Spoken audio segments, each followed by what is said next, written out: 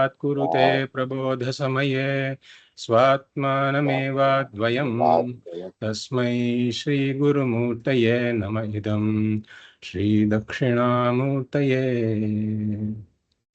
नारायणं पद्मभुवं वसिष्ठं शक्तिं च तत्पुत्रपराशरं च व्यासं शुकं गौडपदं महान्तं गोविन्दयोगीन्द्रमथास्य शिष्यं श्रीशङ्कराचार्यमथास्य पद्मपादं च हस्तामलकं च शिष्यं तन्तोटकं वार्तिककारमन्यान् अस्मद्गुरून् सन्ततमानतोऽस्मि श्रुतिस्मृतिपुराणानाम् आलयं करुणालयं नमामि भगवत्पादं शङ्करं लोकशङ्करं शङ्करं शङ्कराचार्यं केशवं बादरायणं सूत्रभाष्यकृतौ वन्दे भगवन्तौ पुनः पुनः परब्रह्मनिष्ठं स्वतो धर्मनिष्ठं अहिंसैकनिष्ठं स्वशिष्यै सुजुष्टं यतीनां वरिष्ठं गुरूणां गरिष्ठं दयानन्दरूपं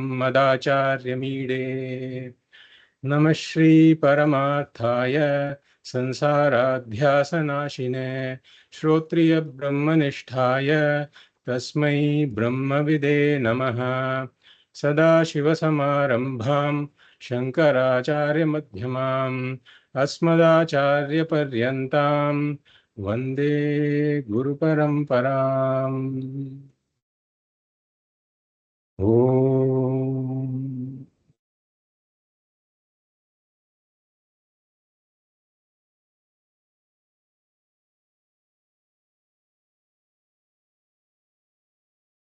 I welcome you all to the first class of the Atma Bodha series.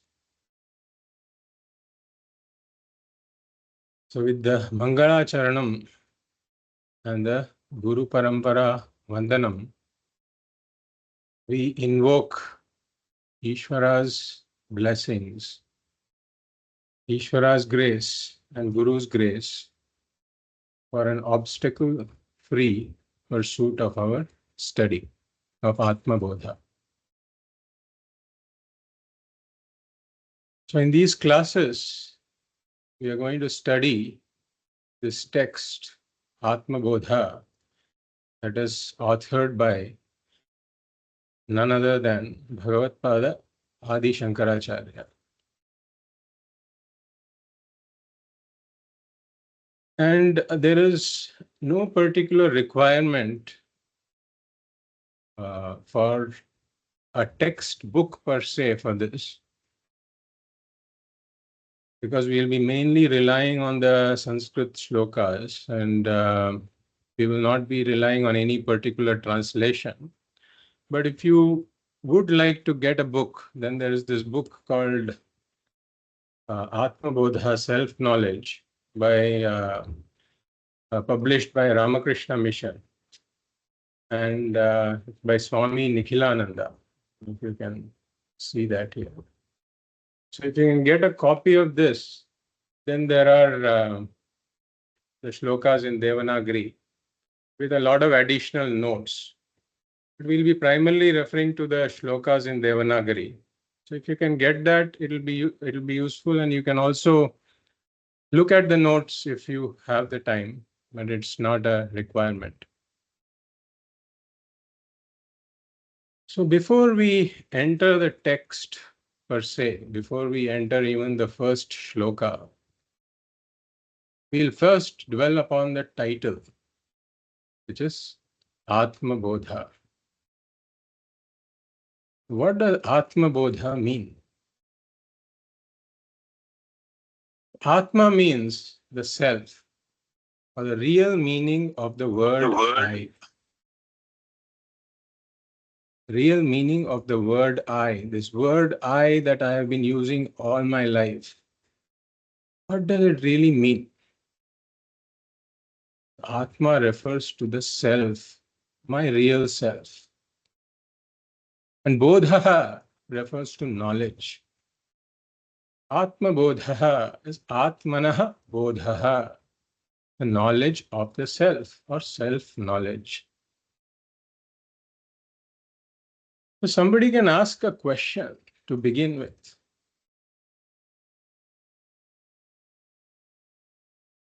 As to why do I need self-knowledge? Why do I need this Atma Bodha? I already know myself.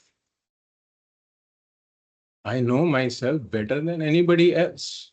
Well, I know that I was born on such and such a date. And I was born in this town or this village, and these are my parents. And then I went to this school, and I had this sickness when I was young, and then I passed school, I went to college, and then I got a job at this and this such and such a place. I got married, and I have been working at this place. I'm staying here. This is my wife. These are my children. So I can talk about myself for any length of time that you want me to talk. I can talk about myself for 2 minutes. And I can also talk about myself for 2 hours if you're willing to listen, or even 2 days. Well, because I know so much about myself. So I don't think I need anybody else to tell me who I am. I don't think I need to read a book to know who I am. And I don't think I need to attend any classes for Atma Bodha. I already have Atma Bodha. So what are you talking about? So we say, if somebody talks like this, we say, okay, all right. You don't need Atma Bodha. You don't need to know yourself. Just be happy. Just be happy. Then he comes back and says, how do I be happy? We say, know yourself. This is why you need self-knowledge. So you mean to say that if I know myself, I'll be happy? We tell him that what you know about yourself right now, presently, is what makes you unhappy.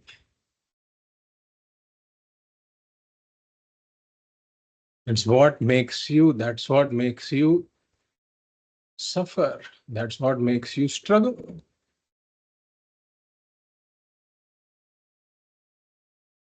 So he says, I don't quite understand this completely, but elaborate on this. So there's a story in this regard, a small story. There was a poor man, and he was once visited by a Mahatma. The poor man served the Mahatma, and the Mahatma was pleased with him. And he saw that he was in a lot of poverty. So he said that there's a room behind your house. Now, there's a in that corner in the room, there is a table. And on that table, there is a certain object. Do you know what that object is? Do you know what it is? So he says, yeah, I know. I have seen it since I was a child. I know. What is it? He says, yeah, it's on the table. He says, it's on the table. It's on the broken table. So Mahatma says, yes. But you tell me, what is it? Then he says that it's underneath that dusty fan. It's underneath the dusty fan. So he says, okay, but what is that object? Tell me, what is it? Then he says it's near the soiled cloth. Says, okay, but tell me, what is it? He says it's next to the dirty broom. You're not telling me what is it. You tell me what it is. It is near the dustbin. Yes, yes, but what is it? Yes, I have been thinking that it is it's covered with dust. You still have not told me what is it? It's some worthless stone. So he says, Mahatma says, you have not really known what it is. You go and get it from me. You go and get that stone. He goes there and he picks up the stone and he says, here, take it.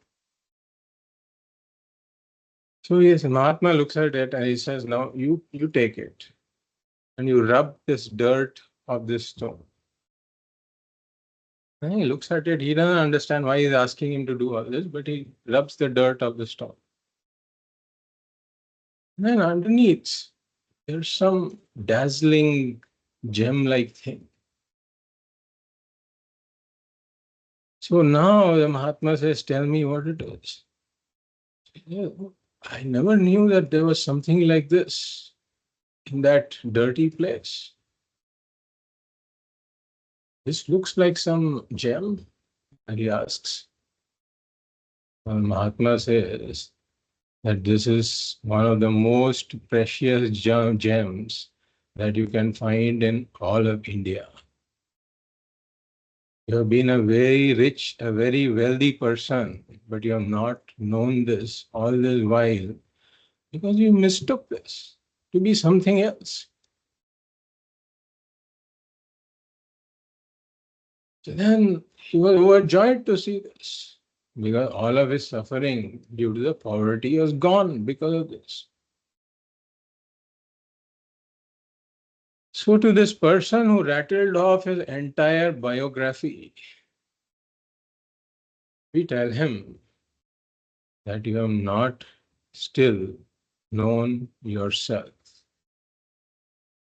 You think that you know yourself, but in that thinking that you know yourself, you have made a massive mistake. There's something very, very, very significant about you that you have missed. You have not really known yourself.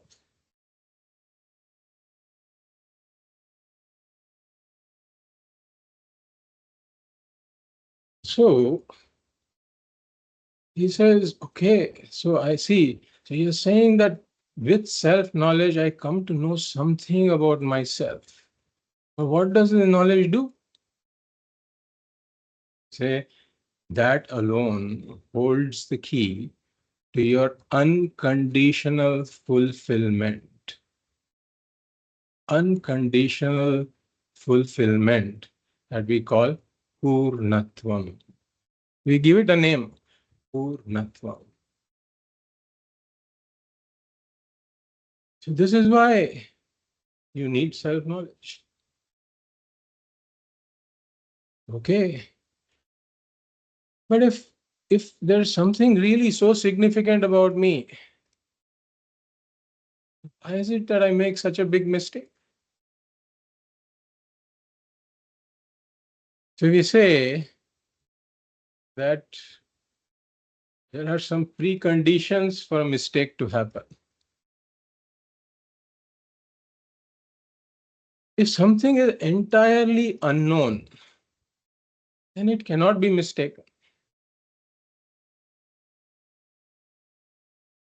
If something is entirely known also, it cannot be mistaken.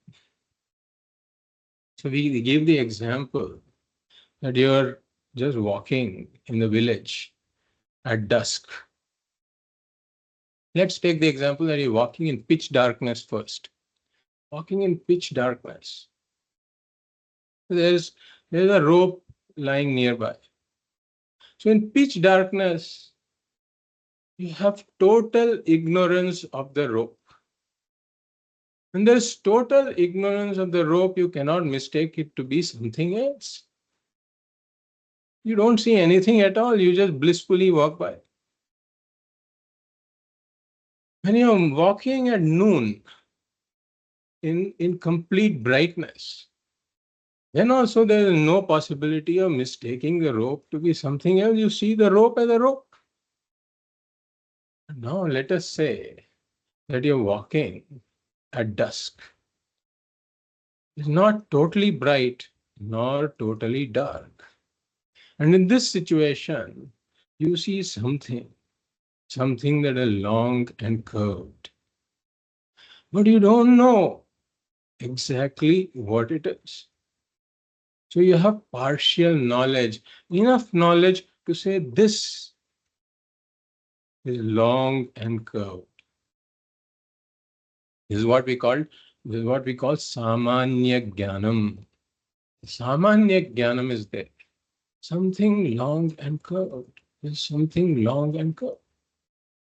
But the vishesha jnanam of what this is exactly, the specific knowledge I don't have. And we say when these two conditions come together, the samanya jnanam is there, and the vishesha jnanam is not there. This is the ideal condition for a mistake. Immediately, the mind jumps to a judgment. This is a snake. This is a snake. And he doesn't even suspect, even remotely, that the judgment is wrong.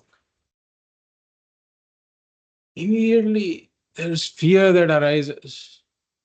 He starts to sweat. He starts to scream. He starts to call the other people. And everybody joins and they start to beat this thing.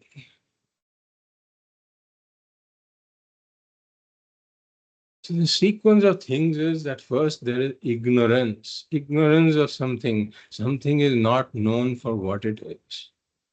Ajnanam. And because the Vishesha Jnanam is absent, the Samanya Jnanam is there, the very next step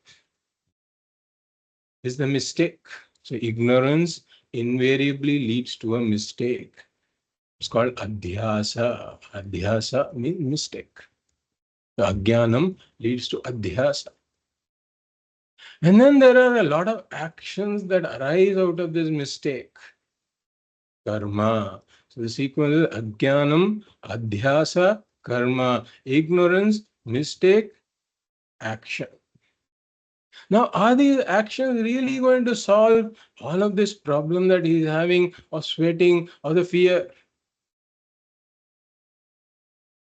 Of all this confusion, all this disturbance in the mind, is that going to go away by just hitting the snake? Never, never.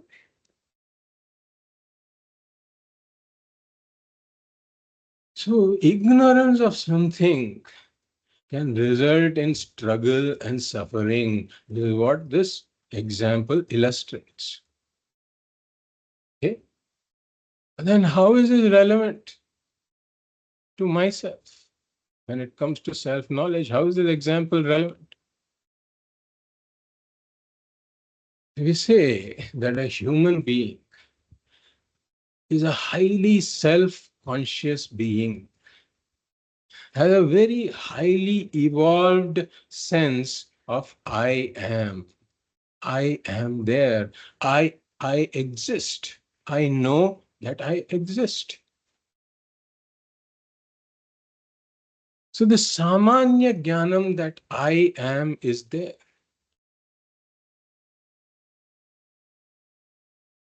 But then, if he doesn't have the vishesha jnanam of who I really am, what I really am, then he invariably makes a mistake about who I am. He starts to think that I am XYZ. Whatever XYZ may be, XYZ may vary from person to person. There are some things that are common across all human beings in terms of the XYZ, like I am limited, I am mortal. This is a common thing across all human beings. But somebody else may say, I am sad, I am jealous, I am healthy, I am sick. So there are a lot of conclusions and judgments that start to surround this I am in the absence of the Vishesha Jnanam. And the most generalized conclusion across all human beings, if we say, there is one common conclusion, that I am deficient, I am wanting, I am inadequate. Or in short, I am Apūrṇaḥ. So I am Apūrṇaḥ. This is the general conclusion that every human being has.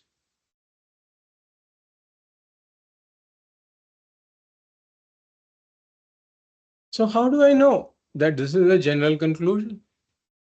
Have I seen this conclusion? Can I look at the brain under a microscope and say that this is the general conclusion?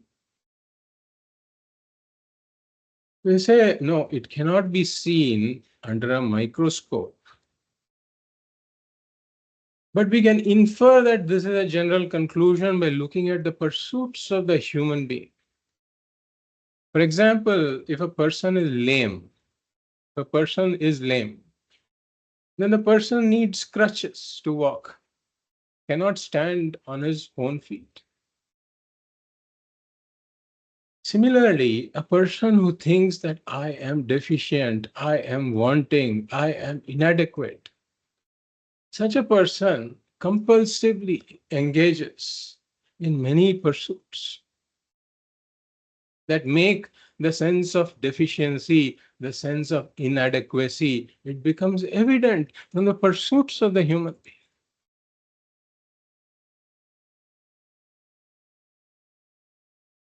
And the second thing that makes this evident is if you converse with the human being, very soon there will be all kinds of complaints that come out. The complaints indicate that I am deficient, I am wanting, I am inadequate. DWI, deficient, wanting, inadequate. Or in short, Apūrṇaḥ. So what are the pursuits like? What crutches does this person need to make him feel more complete, more adequate?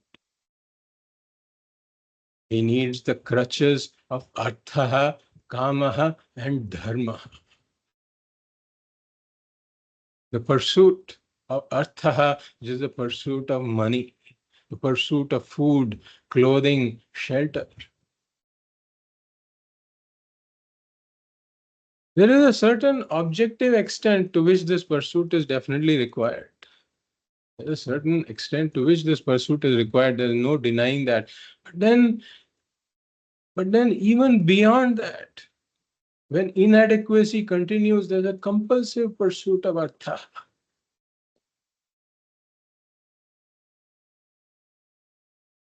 In short, pursuit of security. I feel insecure and therefore I have to somehow pursue securities from the world. And then there is Kāma, pursuit of sense pleasures.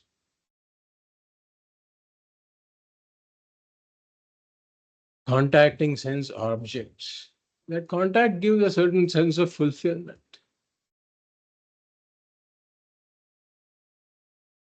But these are crutches this person definitely needs, because without all of that, this sense of inadequacy is not tolerable. And then there is a pursuit of Dharma. When one pursues prayers and rituals, what for? Why is he pursuing Dharma? We look into it, it's for my own welfare in terms of Artha and Kāma, for my future Artha and future Kāma, for future better situations, for better situations in the future, in this world or in another world.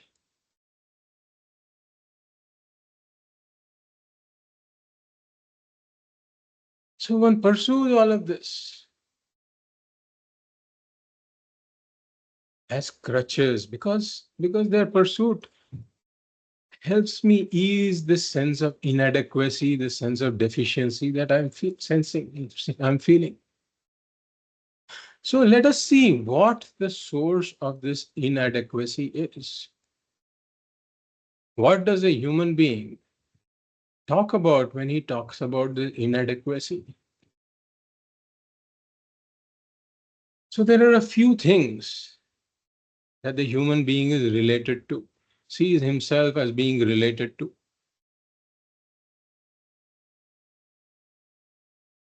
And the first of these are the five things: the body, the mind, the family, the possessions, the profession. So I look upon myself as this body. And this body has got limited existence. It was born on a certain date and it will die on a certain day. The body is mortal. So I have limited existence as the body. I am Apūrṇaḥ in terms of my existence because of this mortality. And the body has a limited physique. It has a certain height, a certain weight. Sometimes some of this is subjective. One may feel Apūrṇaḥ, inadequate, because I'm overweight. Or somebody else feels inadequate, saying that I am underweight. Or there are the looks. I don't look as good as somebody else. Or there is the health of the body.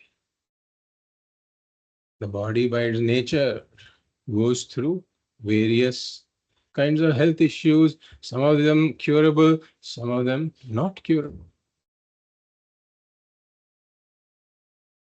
So these kinds of things, from the standpoint of the body, because of my association with the body, I say that I am inadequate, Apūrṇaḥ. And then there is a mind. The mind is limited in terms of its intelligence, in terms of its skills, in terms of the virtues. So all of this can make me feel inadequate. And then there are desires and cravings that can arise in the mind. And the desire or the craving makes me feel incomplete until the object of desire is attained.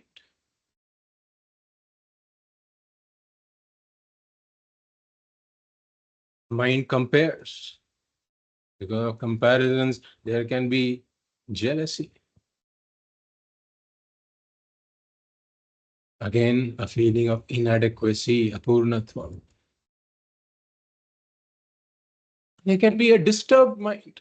When the mind is disturbed, I say, I am disturbed. Lack of peace. Because my mind is disturbed, I lack peace. Again, inadequate, Apūrṇaḥ. And then we come to the family.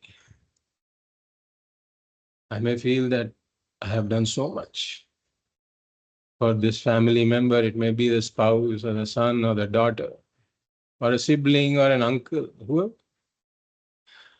I have done so much, but look how they are repaying me. Look how they are treating me. Pūrṇatvam, inadequacy, arising because of my association with the family.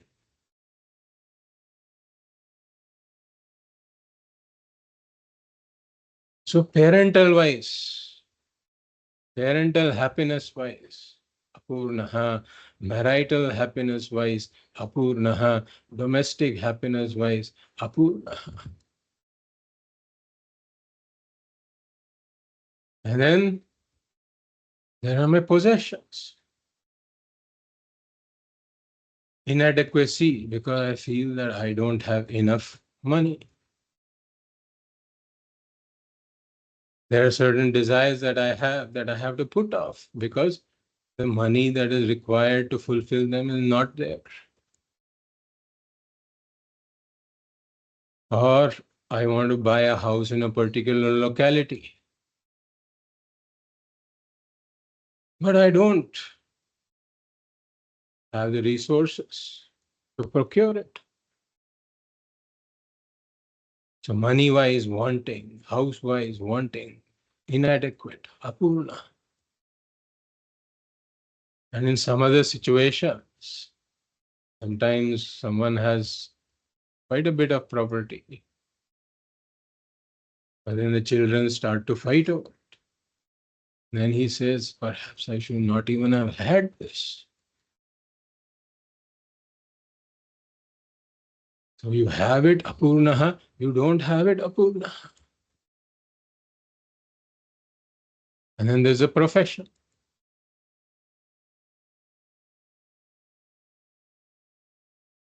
There is a micromanaging boss at work.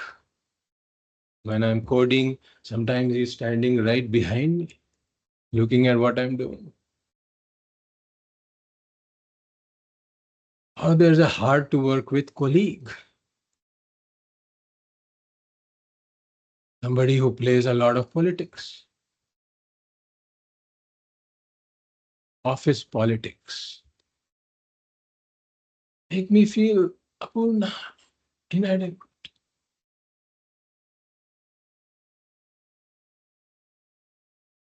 I do all this work, somebody else is taking the credit.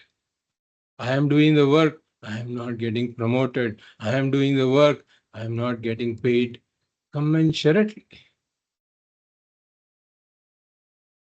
Pūrṇatvam.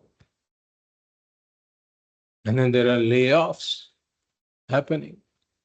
My skills are 20 years old. I learned Fortran and COBOL, but these days people are programming in Python and Java. So I may get the axe. Apūrṇatvam. Inadequacy. All of these, because of the association with the profession, I say, I am inadequate. And then there are three aspects of my personality.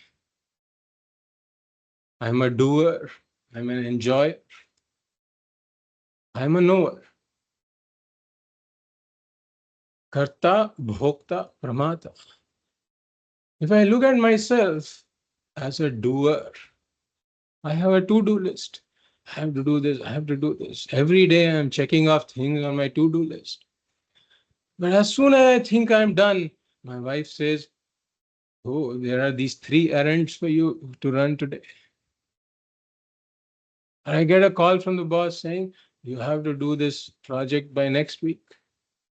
So 5 more items on the to-do list. As long as the to-do list is incomplete, the karta can never be pūrṇaḥ. The karta will always say, I am apūrṇaḥ. Incomplete. What about the bhokta, the experience? Somebody gives me a travel catalog. It doesn't happen here, but in the US, there is a lot of junk mail that comes, which contains a lot of these travel catalogs, etc. So if you look at it, or some advertisement on TV also, whatever it may be, the sources may be different, but you look at some material, advertising material, and they show these greenish blue beaches, greenish blue oceans with this nice sand nearby. And one feels that one should go and experience that place. So once it enters the mind, then I feel that until I have experienced that, I am incomplete. So a bhokta can never experience everything, has only experienced a limited number of things, and there are more and more things to experience. And sometimes he makes elaborate plans, spends a lot of money, goes somewhere, experiences it. And he comes back to talk about it. For example, this person went to the Niagara Falls, spending a lot of money. This person went there and he was thrilled, very thrilled to see it. And he comes back all excited to talk to his friend about it. And even before his friend can open his mouth, his friend knows he has gone to the Niagara Falls. Even before he can open his mouth, the friend asks, "Did you go to the Canada side of the falls?" So the first thing he has to start with is by saying no. And the friend finishes off the conversation. He says, "If you haven't seen the Canada side, you haven't seen anything yet." Even after he thought he had finished experiencing it, he is not yet done. The bhokta, he can never be complete. And then there's the pramata, the knower. The interesting thing about the pramata is that the more one knows, the more one knows what one does not know. This is why when somebody does a PhD, then he has done groundbreaking work in some area that was unknown before. He is the first person to know more about this particular area. But then he does this 200-page thesis. But the last 10 pages there is called future work. That tells what are the new areas that I have to look into that we don't know about. So all of this science and technology and all of this human knowledge, it can be compared to an island, a growing island.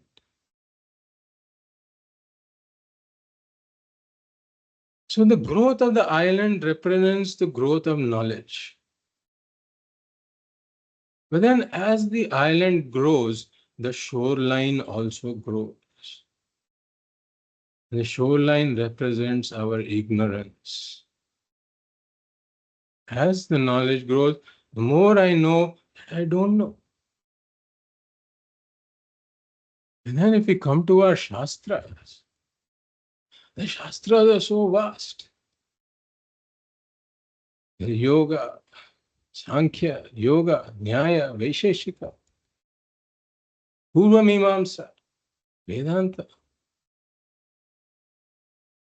And then there is Vyakarana, Pāṇiniya Vyakarana, Jyotisha, Natya Shastra, Sangeeta Shastra, Shilpa Shastram, Dhanurvidya. Dhanurveda is the Gandharva Veda. So there is so much that even to master one area, lifetimes aren't enough. Lifetimes aren't enough even to master one area.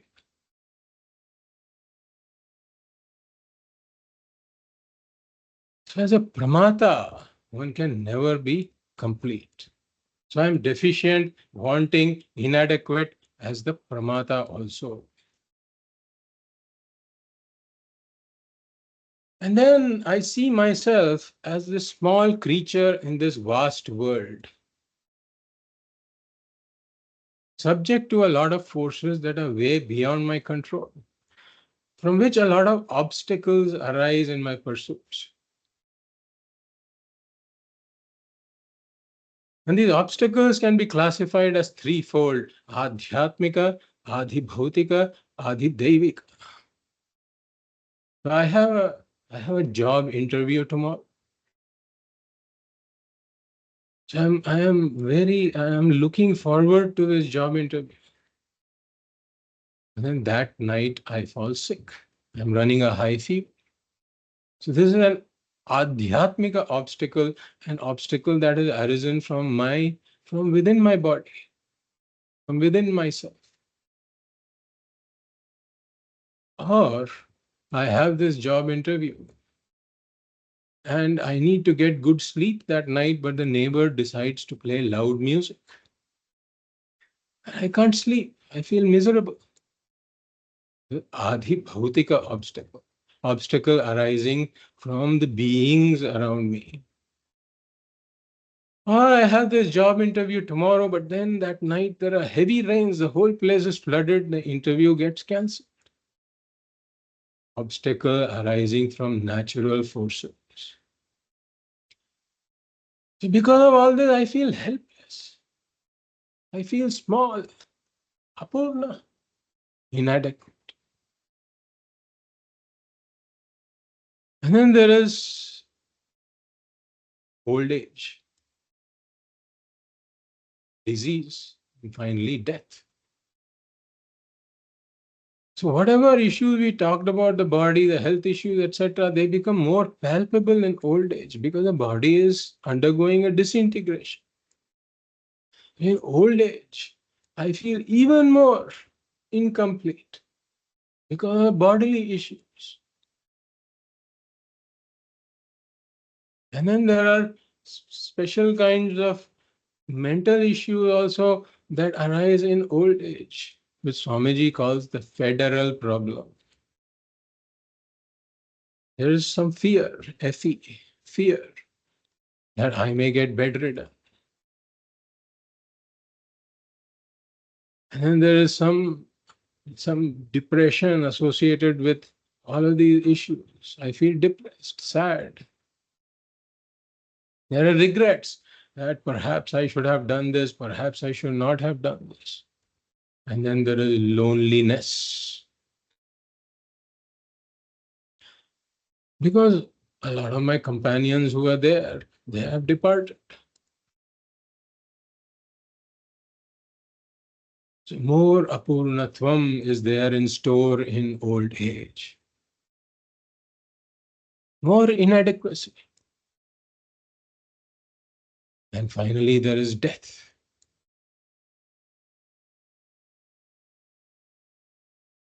I don't know if I have the courage to go through it. There's fear associated with death.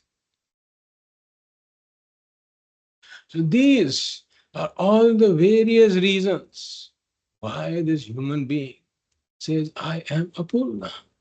From various standpoints, I am seeing I am Apūrṇaḥ.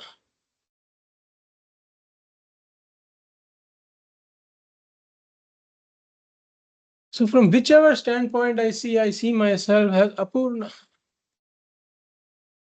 So I conclude that I am deficient, I am wanting, I am inadequate, I am Apūrṇaḥ. This is the general conclusion of the human being, the most fundamental conclusion of a human being, because of which he needs these crutches. And the conclusion looks unassailable. The conclusion looks very obvious based on all the evidence that the human being presents. Presented evidence from so many standpoints, therefore I am Apūrṇaḥ.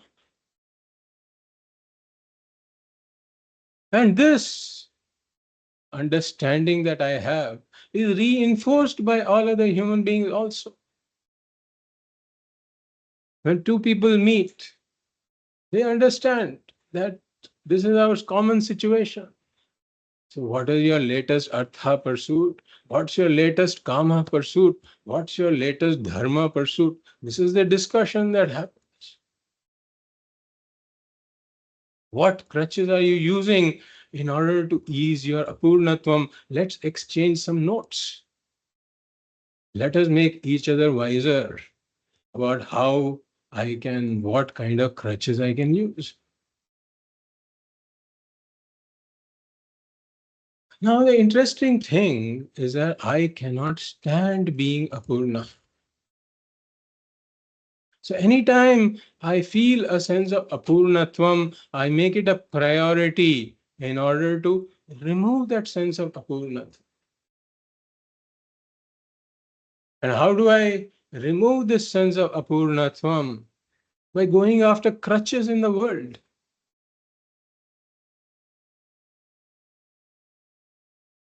So I pursue Artha, I pursue Kāma, I pursue Dharma. So the difference between this class and the fundamentals of Vedanta class series that we had earlier is that in the fundamentals of Vedanta series, we did not take the terms Artha, Kāma, and Dharma for granted. We went into detail into what that also means. Whereas here, we cannot afford to spend that much time on discussing the pursuits of Artha, Kāma, and Dharma. So, for anybody who is listening to this for the first time, as we have discussed, going through the fundamentals of Vedanta series completely would fill all those gaps in our understanding. So this person says, I need these crutches to stand, to walk. Therefore, I am going after Artha, Kāma, and Dharma. And what one pursues varies from person to person. The sense of inadequacy has some subjectivity there in terms of what makes me feel inadequate. For some person, it may be the lack of money. For somebody else, it is the lack of looks. For somebody else, it may be a professional issue. That varies from person to person. But the general thing is, I need crutches. I have to go after some pursuit in the world. Therefore, there's pursuit of money, there's pursuit of the house, there's pursuit of a car, pursuit of name, fame, position, power, promotion. For somebody, it may be a degree. For somebody else, it's research. For somebody, it's scholarship. Somebody, it's travel, there's sense pleasures, pursuit of sense pleasures. And for somebody, it may be a pottery class. Pottery, I'm going to this pottery class. Why? Well, it makes me feel good. It makes me feel good means that it makes me forget my sense of inadequacy for some time. And for somebody else, it may be a nose job. Somebody gets a nose job done because one sense of inadequacy was arising because of association with the nose. And therefore, the nose has to be altered for this person to feel better. And then there are prayers for health, wealth, prosperity, etc. Pursuit of Dharma. And behind the pursuit of Dharma is a pursuit that I want to gain adequacy sometime in the future. That is why I'm doing it. So I cannot stand being Apūrṇaḥ, and therefore I have all of these pursuits. Now what happens? The general understanding also is that I cannot get complete adequacy out of these pursuits also. Sometimes I succeed in a particular pursuit. No doubt there is a sense of fulfillment, there is a sense of euphoria when a particular goal is accomplished. But then that is not a lasting sense of fulfillment, it is a fleeting sense of fulfillment. It's there, it's fleeting, it's temporary. And if we analyze this, every kind of gain in the world also involves some kind of a loss. For example, a person is really looking forward to buy this house. So he works hard and he manages to procure, he earns something, he manages to procure the house. But then now he has this mortgage that he has to deal with. That's hanging over his head. That I have to now compulsively work in order to repay the mortgage.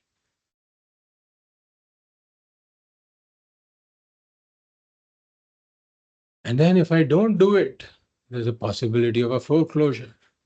The house may be taken away by the bank.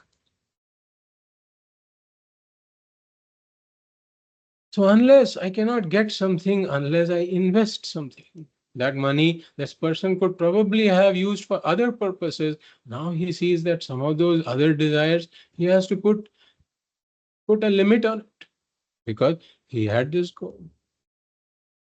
So he filled this gap in Apūrṇatvam, but then some other gaps in his Apūrṇatvam become more evident.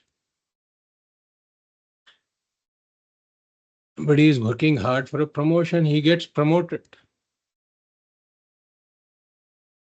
And he feels happy, there's a sense of euphoria. But very soon he finds out that the promotion is associated with additional responsibilities. So he has to spend more time at work. And that means that he has to stay away from the family. Or he has to travel some more. Because of his travel, now he is having some stomach issues. He is missing his home food. So he filled one gap, but then another gap arises elsewhere. Apūrṇaḥ. Or he decides that I have to do this project, I have to work hard, etc. And he's staying up late and answering emails or attending conference calls.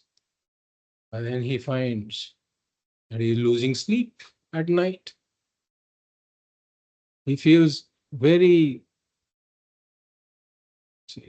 dissatisfied with his sleep situation the next day. So these kinds of things happen. And then in the pursuit of sense pleasure, when the object of pleasure and this person are united, then there is a euphoria for the time being. Definitely a sense of fulfillment. But then that sense is not lasting. Very soon some other situation arises in his mind, and then he has to, he feels Apūrṇa again. Or then if he possesses a certain sense object, very soon he encounters that there is also something called boredom. The novelty factor has faded away. So such pursuits don't lead him to a lasting sense of fulfillment. And then sometimes he fails in these pursuits also. And when he fails in the pursuit, that is, the result he gets is less than what he expected or opposite of what he expected. Then there is helplessness. I feel that I put in so much work, I feel helpless. I did not get it. Or there is anger at some obstacle, which may be some person or a certain situation that prevented this person from getting the sense object. Helplessness, anger, frustration, depression. Again, Apūrṇatvam, inadequacy. So whether he succeeds, inadequacy; if he fails, inadequacy. So some of this is like, sometimes you might have seen this plastic ball that has a certain deformity at one point. And one says, this doesn't look all right, I have to fix this deformity. So you try to press it somehow and try to make it a perfect sphere. But in the process of pressing it, sometimes it becomes even more depressed. And then you work on it and you manage to get it into a perfect sphere, a Pūrṇaḥ sphere. But then what you notice is somewhere else it has become deformed. When you try to fix that deformity, somewhere else it has become deformed. You can keep working on it, never becomes that perfect Pūrṇa sphere that you're looking for. So I cannot gain Pūrṇatvam through these pursuits. So this is my general experience. And logically also it is very clear that if I am inadequate, if I am Apūrṇaḥ, then an addition of another Apūrṇaḥ, inadequate entity, cannot make the sum total Pūrṇaḥ. Inadequate me plus an inadequate object or person or situation, always going to be inadequate me. So as we have discussed our favorite example, all of these pursuits and accomplishments are like decorating a broomstick. You're decorating a broomstick with various ornaments, but that doesn't alter the fundamental entity, which is the broomstick. The broomstick remains a broomstick even if it's highly decorated. It is just a highly decorated broomstick. The Apūrṇa me with all these accomplishments, I remain Apūrṇa. All these accomplishments are at best a temporary escape from my sense of Apūrṇatvam, which very soon comes back. So my experience confirms this. Some people still have to learn from this experience. We'll get to that later. Some people haven't yet learned this. So they still have more learning to do. That's a different point. But assuming my experience has confirmed this, and logic also confirms this, an inadequate me plus inadequate object, person, or situation will always be an inadequate me. And the experience of others also I can learn from. I don't have to necessarily go through everything myself. Some things I can learn from other experiences also. For example, one of the wealthiest people in the world, who had probably everything at his beck and call. He could probably procure anything in the world that he wanted.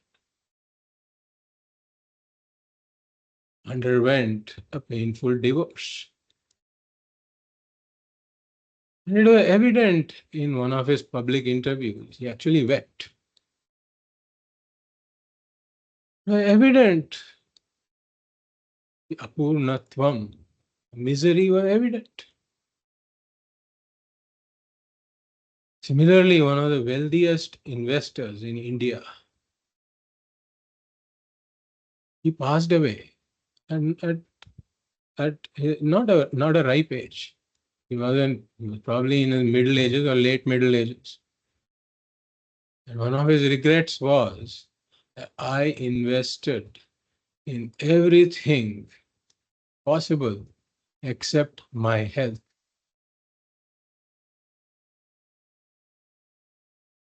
Because he was facing health issues for a while. So he had made this statement earlier. So these kinds of things indicate that even if somebody becomes very accomplished in a particular dimension, and can remain Apūrṇa in a lot of other dimensions, which make the sum total Apūrṇa. Very accomplished in one particular area, it may be wealth, position, power, name, fame, art, sciences, whatever you take, very accomplished. Pūrṇaḥ in all other dimensions, or even one dimension, one other dimension. If this person has inadequacy, he says, I am inadequate. So the thing to see is that I am saying I am Apūrṇaḥ. I am pursuing a lot of things. I cannot gain Pūrṇatvam. So what do I do? Next thing to note is that I cannot drop seeking Pūrṇatvam either. I cannot drop seeking Pūrṇatvam.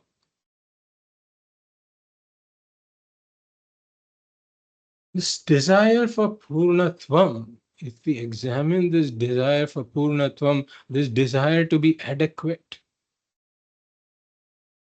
fulfilled, this desire to be fulfilled, this is a natural, fundamental urge of the human being. So unlike, say, the desire for space travel, there's this company in the US which is now promoting space tourism. So even recently I heard that some 6 people were taken to the boundary where space starts and then they were brought back. They are trying to promote this kind of a space tourism. So now nobody about 5 years, 10 years ago, you couldn't have imagined this. Nobody had the desire for space tourism, to tour space. But now this company has made such a thing possible. So they are, I assume, advertising for it. Now, if somebody looks at it, one may get the desire that I want to experience space and this zero gravity kind of a situation. So if you look at this, this is a cultivated desire. This is not a naturally arising desire. The desire enters my mind because of some external sources. Now, this person gets this desire for space tourism, and then he sees what is involved. He calls up the company, and they tell him that there are certain fitness, conditions, preconditions are there. So for 6 months, you have to train yourself. You have to go jogging and run for half an hour, or do some of those exercises, etc. And you have to. The second thing is there's a lot of money involved. So when he hears about all this, then he says, "No, I don't want to pursue this," and he drops the desire. He's able to drop the desire by reasoning with himself that I don't want to spend all my time doing these exercises, or I don't have enough money for this, not worth it. He drops it. Or a desire for bungee jumping. This person wants to do bungee jumping. He goes there, and then they make them sign some form saying that it's a risky activity, and you may get injured or you may even die in this process. They make sign some form.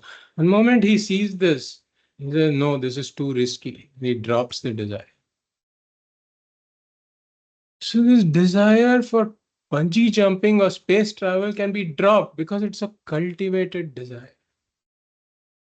But the desire for Pūrṇatvam, adequacy, fulfillment cannot be dropped by the most fundamental natural urge of a human being. It is the urge behind all the urges. It is like the desire for, it is like hunger or thirst. I cannot drop my desire for food or my desire for water. Even though I may abstain from it, that urge is still there.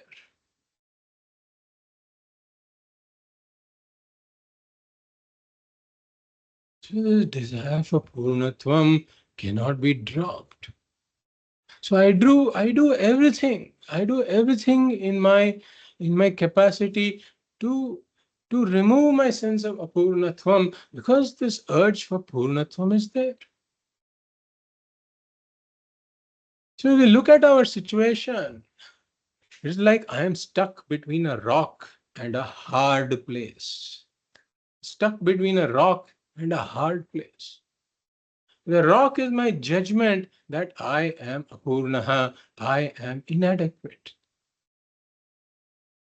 deficient, wanting, inadequate. This is my judgment that stands like a rock. And then on the other side, so because I am Apūrṇaḥ and I cannot stand being Apūrṇaḥ, there's this fundamental urge for Pūrṇatvam, so I have to pursue activities, pursue accomplishment in the world. But then I cannot become Pūrṇaḥ.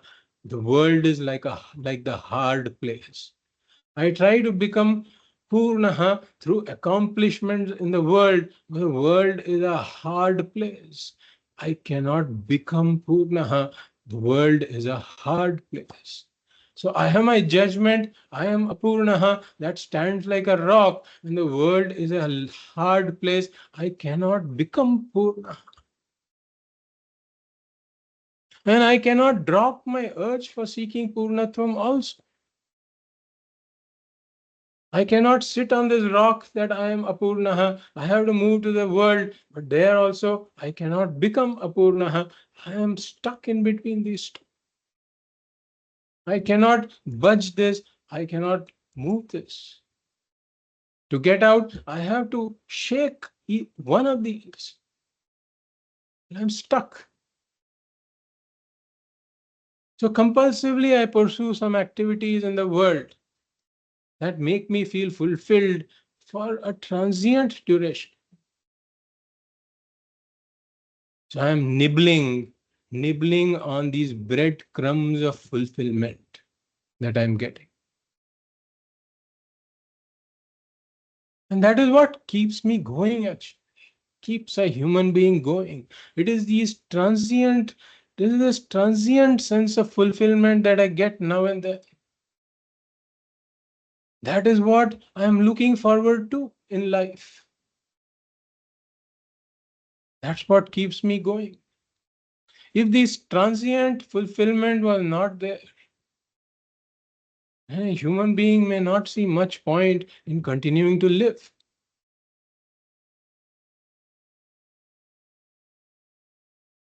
So then what is the solution? Is there any way to gain the lasting adequacy, gain this lasting fulfillment, Pūrṇatvam? Is there any way to gain that? Or am I stuck being Apūrṇaḥ forever and being content with these breadcrumbs of fulfillment that I get now and then through these various pursuits, for which I have to constantly struggle? This breadcrumb of fulfillment is not obtainable without struggle. So what option do I have? Is there some such thing called lasting fulfillment at all? Unconditional fulfillment, is there some such thing? Is it even possible?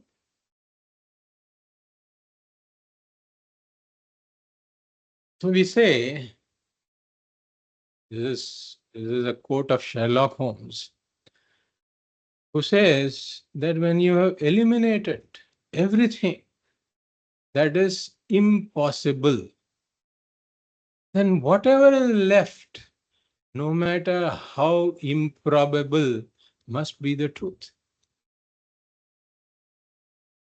When you have eliminated everything that is impossible, then whatever is left, no matter how improbable, must be the truth. So let's take an example here, that there is a theft that has been committed in a museum. A theft has been committed, and there is an investigation officer who is assigned to solve this theft, find the thief. And this person is working very hard on the case, and he has examined all of the CCTV footage and all that. The only thing he sees is there's a blind man in the museum. He was sitting there. CCTV shows that he was sitting there, and he went for presumably a bathroom break, and then he came back. He was just sitting there. And then he is now looking into, he is not suspecting the blind man at all. So he is looking into who else came in, who else went out. He looked at all of that. And he has now come to the point where he says, nobody else entered the museum. Nobody else left the museum. He eliminated every other possibility. So the fact that somebody else did the crime is an impossibility. He has come to that point. Then what is he left with? He left with a blind man. But it's very improbable the blind man could have committed this crime, because the crime involves breaking a lock. That means putting some wire in, a fine wire in, and then using some fine tools. Blind man could not have done that. Highly improbable. So he is very baffled by this. And then when you have eliminated the impossible, whatever is left, however improbable, must be the truth. Well, the only option left for him now is to investigate the blind man. So he turns his eyes on the blind man, starts observing his movements. The blind man looks pretty airtight.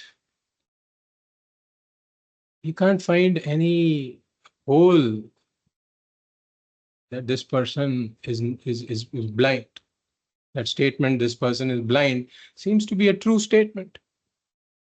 So he decides to do an experiment. One day when this blind man is sitting in some restaurant, he calls a kid and gives him some kind of a reptile, like a toy reptile. And he pays him some small tips and tells the child to go and put the reptile on the desk of on the table of the blind man. And the reptiles can even move a bit. So this child goes there quietly as instructed.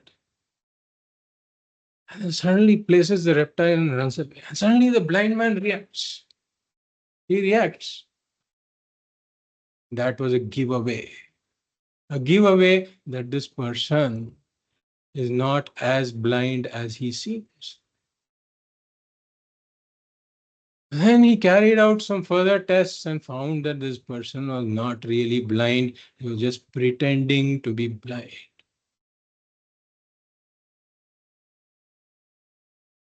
So now I am stuck between a rock and a hard place. The rock is my conclusion that I am Apūrṇaḥ. The hard place is the world where I can never become Pūrṇaḥ. So if I have now come to the conclusion that I can never become Pūrṇaḥ, I cannot move this place that is hard. This is airtight. I can never become Pūrṇaḥ. To any pursuit in this world, if that has become clear. If that has become clear, that's an if. For a vast majority of the human beings, that has still not become clear. We will talk about that later. But assuming that that has become clear, then I have to eliminate the impossible. That becoming Pūrṇaḥ is impossible. So if there is any sense of lasting fulfillment, if there is any sense of Pūrṇatvam that I can obtain, the only thing that remains for me to look at is the rock, the conclusion that I am Apūrṇaḥ. That's the only thing that is left. It appears very probable that my conclusion is right, that I am Apūrṇaḥ. But is that really true? Is Apūrṇatvam my nature? That's the question. So the nature of fire is heat. Fire is hot. In this statement, I can never find a deviation in fire. In my experience, I can never see that fire is not hot sometimes. That statement is unassailable. Fire is hot is a true statement. So is the statement sugar is sweet. I can never find any deviation in it. Sugar is always sweet. Have I ever found some sugar that is not sweet? In that case, it is not sugar.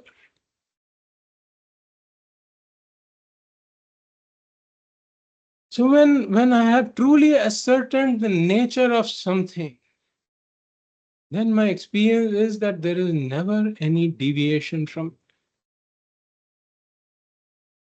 But in the statement, I am Apūrṇaḥ, is that really airtight? Is there any deviation from it? So far, I've never examined it. A person begins to examine this only if one has eliminated the impossible. Just like this investigating officer started to look at the blind man only after he investigated every other possibility.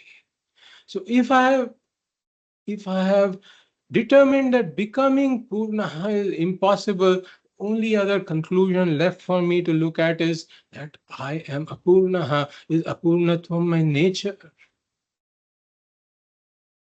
Is there any deviation from it? This examination begins. In my experience, I see that I do find a deviation from this. And when does the deviation happen? When I'm getting those breadcrumbs of fulfillment. When I'm getting those breadcrumbs of fulfillment, at that point, if I look at what I say I am, at that, in those fleeting moments, I say, I am adequate. I am complete. I am fulfilled.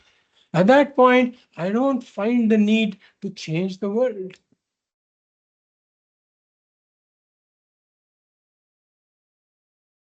So I see that there is some deviation in my own experience.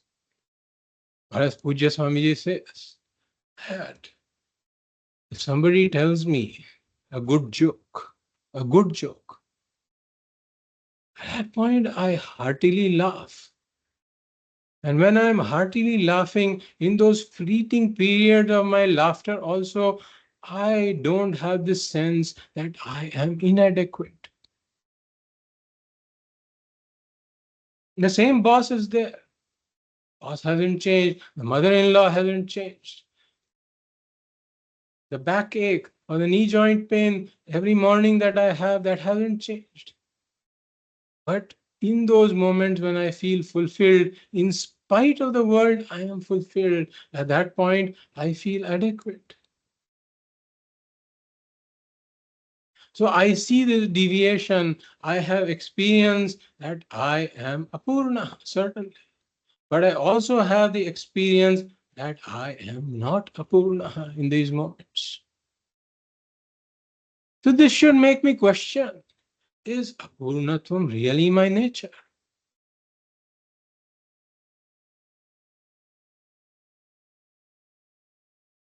For example, let us say that I am somewhere near the equator. Then I see the sun rising in the east and setting in the west. If this is my experience day in and day out, then I would be likely to conclude that the sun is moving around the earth. This is my conclusion. But let us say that I go to the polar area. In the polar area, what do I see? The polar area, I see that the sun moves in a circle around at the level of the horizon. That's what I see there. So now I have a contrary experience. At the equator, I have one experience that the sun is rising in the east and setting in the west. But in the polar region, I see the sun moving in a circle. So which of these is true? Is it true that the sun rises in the east and sets in the west? Or is it true that the sun moves in a circle? The fact that I have had a contrary experience should make me question both experiences. Which of these is true? Is the fact that the sun is rising and setting true? Or the fact that the sun is moving around in a circle true? Or is neither of those true and both are appearances? The third possibility is also there. So what contrary experiences tell me is that an inquiry is needed, an examination is needed. When I examine into this issue, I find that the sun doesn't move at all. It's the earth that rotates. And my experience of the sun rising and setting is because I am located in a particular point on the equator. The experience that the sun is moving in a circle around the horizon because I'm located on another point on the earth. Just the standpoint brings about a difference in my experience, but both the experiences are an appearance. The knowledge is something else entirely. Or I go to an office. I go to an office, a government office regularly. Every week I go there for some work. And I've observed a crystal there in the officer's closet. I observed a crystal. Now I've just seen the crystal being red always. So all this while I had concluded that it was a red crystal. Then I visited him one week. I saw that the same crystal, a blue crystal.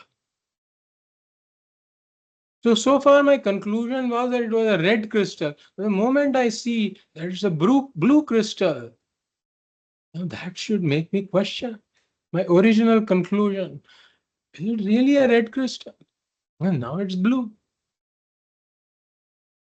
So then I examine the matter and I find out the crystal was really colorless.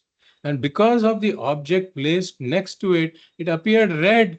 For all those visits I had been doing over the several years, it was red. But then that day, he had moved the red object away and placed a blue object nearby. That's why it appeared blue. So the lesson from these examples is that when there are contrary experiences, it means some inquiry is needed, some investigation is needed to find out what is the truth, what is the reality. So I have the experience that I am Apūrṇaḥ.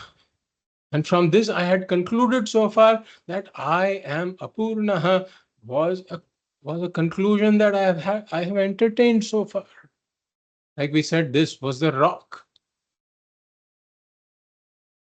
But then, having examined, I see that I am free of the Apūrṇatvam also on some occasions, even though they are fleeting occasions, it doesn't matter. Fleeting occasions also okay. The fact that the blind man reacted for a moment was a giveaway. That some more investigation is required.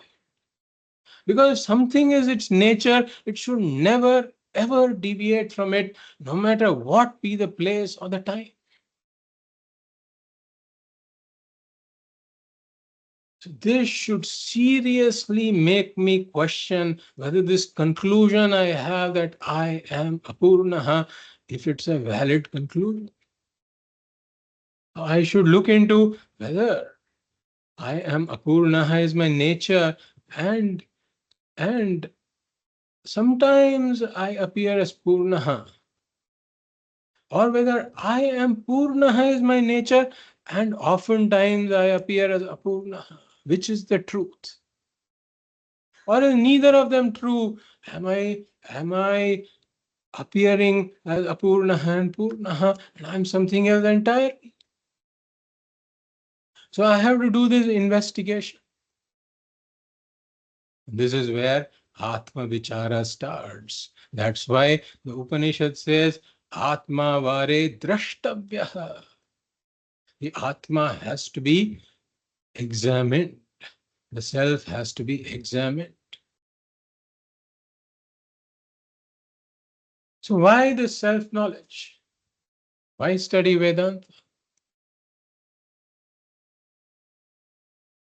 Because I now have come to the point where I have to examine this conclusion that I am Apūrṇaḥ. That's the only thing left with me. Because I've exhausted every other possibility of becoming Pūrṇaḥ. That is impossible. So I have to examine this conclusion that I am Apūrṇaḥ. Is it really true? Or is it like that snake that appears on the rope? So I have to direct, just as when I'm seeing the snake on the rope, when I direct the torchlight, that dispels the idea of the snake and replaces it with the truth that this is a rope. Similarly, I need to direct the torchlight of Vedanta upon myself to see whether this conclusion I have that I am Apūrṇaḥ, is it really true? Or am I something else? Am I Pūrṇaḥ? Appearing as Apūrṇaḥ.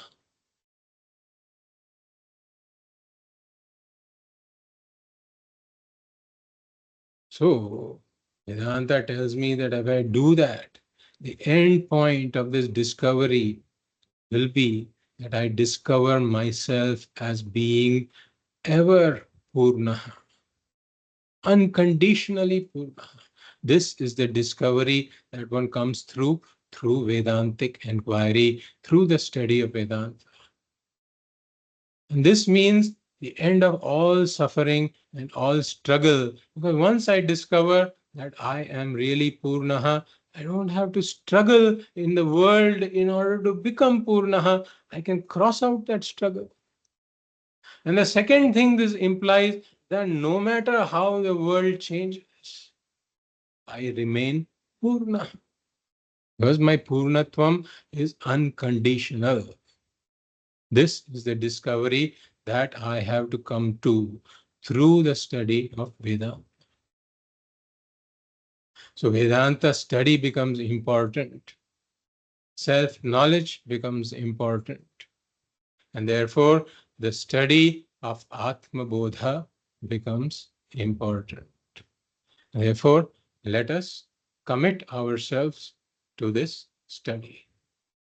Om Pūrṇamadah Pūrṇamidam Pūrṇāt Pūrṇamudachyate Pūrṇasya Pūrṇamadaya Pūrṇamevavashishyate.